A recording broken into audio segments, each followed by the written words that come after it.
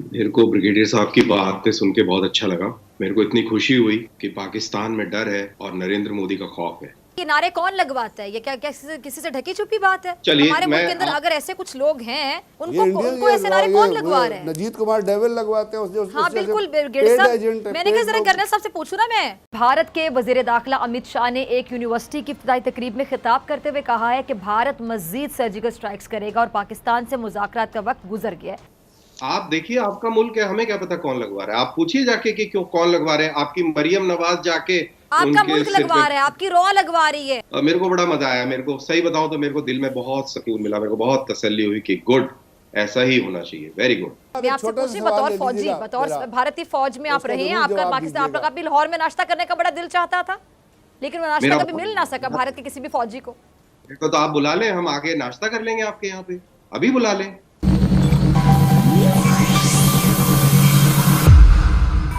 जय हिंद दोस्तों, हिंदुस्तान टैग में आपका स्वागत है। दोस्तों आज की डिबेट बहुत ही शानदार होने वाली है। डिबेट को पूरा देखिएगा क्योंकि फिजा कबर खान की इस तरह से धुलाई आपने कभी भी नहीं देखी होगी। दोस्तों जिस प्रकार से पूरे पाकिस्तान में खौफ का माहौल बना ही था, भारत के गृह मंत्री माननीय अमित शाह जी ने एक धमाका और कर दिया है। कश्मीर के एक यूनिवर्सिटी में भाषण देते हुए उन्होंने कहा कि भारत अब और अधिक सर्जिकल स्ट्राइक करेगा। पहले भारत की सरहदें महफूज नहीं हुआ करती थी, लेकिन आज भारत की न्यू दिल्ली पूरी तरह से एक्टिव है और आतंकवादियों को मुंह तोड़ जवाब देने के लिए तैयार है। इसी बात को लेकर पाकिस्तान की डॉक्टर फिजा कबर खान ने भारतीय पैनलिस्ट को बुलाकर अपने स्टूडियो में सवाल पूछने लगी, क्या भारत में आपको खौफ लगता है कि नहीं। पाकिस्तानी की डॉक्टर फिजा कबर खान को जिस तरह से इंडियन पैनलिस्ट ने लपेटा मार के धोया है दोस्तों, मजा आ जाएगा। वहीं पे जब फिजा कबर खान ने सवाल करते हुए इंडियन एनालिस्ट से पूछा, इंडियन आर्मी का हमेशा से शौक रहा है लाहौर में नाश्ता करने का, तो इंडियन एनालिस्ट ने जवाब देते हुए कहा कि फिजा कबर खान आप मुझे बुला लीजिए, हम तो अभी भी नाश्ता करना चाहते हैं आपके साथ टेबल में बैठकर। फिजा कबर खान को इसी बात पे गुस्सा आ गया और मिर्ची लग गई है। चलो दोस्तों वीडियो को देखते हैं।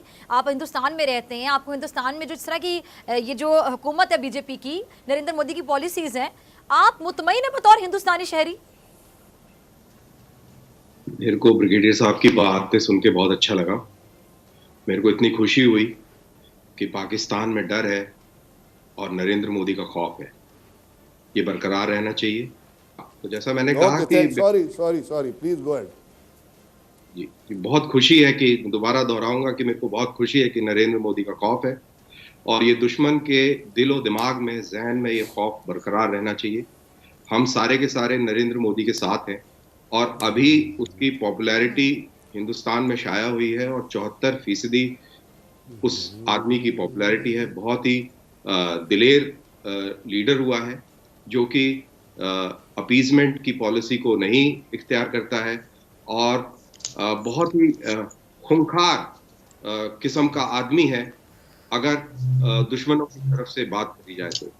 और उसके मंसूबे भी बिल्कुल उसी प्रकार से, बहुत ही खौफनाक मंसूबे हैं और ये मंसूबे बिल्कुल रद्द अमल में आएंगे अगर कोई इस प्रकार की घटना होगी, कोई बात करी जाएगी जिसमें हमारे मुल्क के ऊपर किसी भी प्रकार की कोई आंच आए।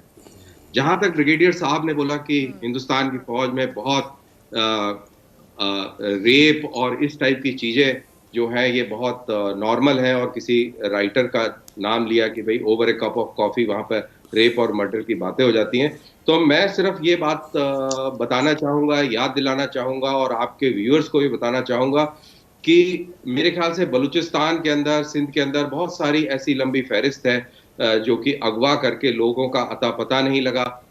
मास ग्रेव्स भी मिली हैं और नारे लगते हैं खैबर पख्तूनख्वा में कि ये जो दहशतगर्दी है इसके पीछे वर्दी है।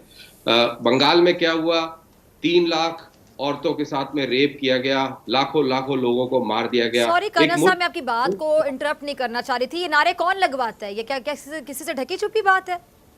चलिए हमारे मुल्क के अंदर अगर ऐसे कुछ लोग हैं, उनको ऐसे नारे कौन लगवा रहे हैं? नजीत कुमार डेविल लगवाते हैं हाँ बिल्कुल ब्रिगेडियर साहब, मैंने कहा जरा कर्नल साहब से पूछूं ना मैं, कौन लगवा रहा है ये नारे, कौन है पीछे, जरा आप बताइएगा ना। भारत के वजीर दाखिला अमित शाह ने एक यूनिवर्सिटी की इफ्तिताई तकरीब में खिताब करते हुए कहा है कि भारत मजीद सर्जिकल स्ट्राइक्स करेगा और पाकिस्तान से मुज़ाकरात का वक्त गुजर गया है और अब जवाब देने का वक्त है।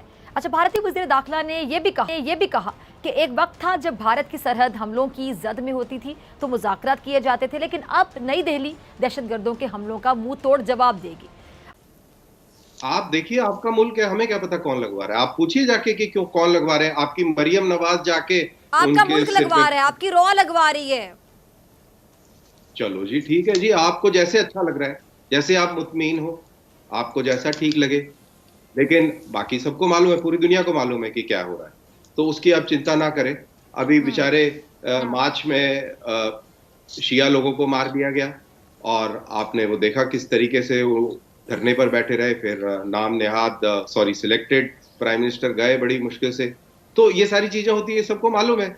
और आपके दिमाग में जो भी कोई खुश फहमी, गलत फहमी हिंदुस्तान के खिलाफ है, वो जो ब्रिगेडियर साहब ने जो एक पैम्फलेट पढ़ा, मेरे को बड़ा मजा आया। मेरे को सही बताऊं तो मेरे को दिल में बहुत सुकून मिला, मेरे को बहुत तसल्ली हुई कि गुड, ऐसा ही होना चाहिए, वेरी गुड। सेना में रहे ना, भारतीय सेना को बड़ा शौक है लाहौर का नाश्ता करने का, लेकिन शौक कभी पूरा नहीं हो सका। मेरा तो बड़ा मन करता है फिजा जी, आपके साथ बैठ के मैं नाश्ता करूं।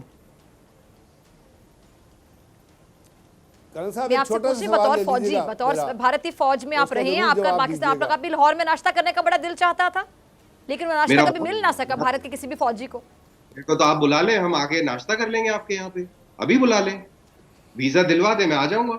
वो तो उसको रोज दुआ देते हैं कि वो दिन दुगना रात चौगना बन जाए और पाकिस्तान का खौफ बढ़ता चले जाए। हम तो दुआएं देते हैं, हम तो बड़े खुश हैं। नहीं, आप रिफत की तरफ चले जाएंगे। एक सवाल पूछ रहा हूँ, मेरे को बस ये बता दीजिए कि आपके पार्लियामेंट में जब ये बोला था कि माथे पे पसीने आ रहे हैं और पैर कांप रहे हैं, ऐसा क्यों हुआ था ब्रिगेडियर साहब? वो किसी और कॉन्टेक्स्ट में था, जो पैर कांप रहे हैं वो किसी और कॉन्टेक्स्ट में था, वो किसी और को कहा गया था, वो इंडिया के हवाले से नहीं था। आज की लड़ाई में बताया ना क्या हुआ, क्या आप सीमा तो पार नहीं की इंडिया कश्मीर चाइना में। लड़ते, कोई हारता है कोई जीतता है, लेकिन पाकिस्तान वाले वो मानने को तैयार नहीं थे। ब्रिगेडियर साहब हमारे कैदी रहे होंगे, कि कहाँ पे रहे थे, कौन सा पीडब्ल्यू कैंप। नहीं, मैं कैदी नहीं रहा, मैं कैदी बिल्कुल नहीं रहा। आपकी भाषा का तरीका बताया है कि आप कैदी रहे हो। आप नहीं तो आप अपने इंडियन, आपकी जो बातें, आपका इंडियन आर्मी चीफ, वो किसी कैदी के अलावा नहीं आ सकता। वो चीज जो उमड़ के आती है बार बार, ठीक है, बगैर कैदी नहीं आ सकती। ये तो फिर लंबी डिबेटें चलती रहेगी, प्रोग्राम का वक्त खत्म हो गया है। जर्मनी, ठीक है जी। आपको पता है मुल्क किन हालात में चल रहा है, सिक्योरिटी के इंतजामात की पूरी कोशिश कर रहे हैं और हमें उम्मीद है इंशाअल्लाह ये खुश असलूबी से गुजरेगी। दोनों जगह पे नेग्लिजेंस थी, उनको असम्बली लॉजेस में भी जाने की इजाज़त नहीं मिलनी चाहिए थी और यहाँ भी नहीं होना चाहिए था।